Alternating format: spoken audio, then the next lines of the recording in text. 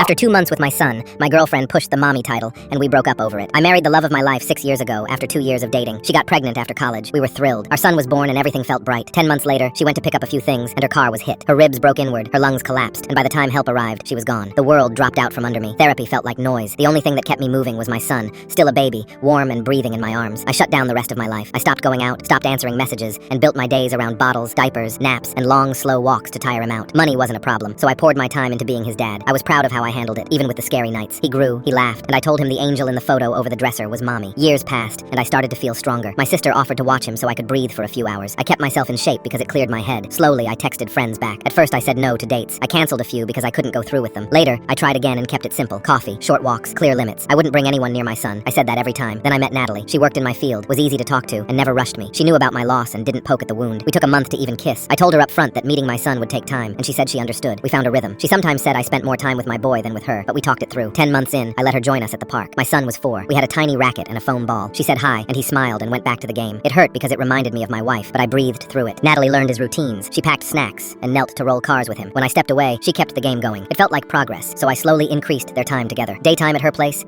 late nights at mine while my son slept. It felt careful, but moving forward. I set rules. No overnights with her and my son in the same room. No big titles. No promises we weren't ready for. My sister liked Natalie, and that made me lower my guard. I even felt okay leaving them for short stretches when my sister was around. One week my sister stayed because I had an overnight flight for work. In the morning, while I was gone, Natalie stopped by to visit. She and my sister sat with my son while he lined up toy trucks. My sister stepped into the kitchen to make eggs. From the doorway, she heard Natalie lift my boy into her lap and coach him to say mommy. She froze, listening. He giggled and used the nickname he had for her, and Natalie kept repeating, slow and firm, not that name, say M-O-M-M-Y. My sister looked in and saw him mouth it back while Natalie clapped and said, I'm your mommy. My sister didn't fight her then, but later she told me everything, face tight. I had told Natalie about the photo and how I used it to teach my son who mommy was. We had agreed on that. We had said those words out loud. When I came home and heard what happened, heat went through me. I didn't yell. I texted Natalie and asked to meet. She came over and sat on my couch. I asked if it was true. She said yes. She said she felt like an extra in my life and thought using mommy would make us a family. I told her we couldn't pretend our way into that. A real bond takes time, and pushing a title onto a 4-year-old she'd known for 2 months was not the way. I said I needed trust to protect my son, and now that trust had a crack. She cried and apologized,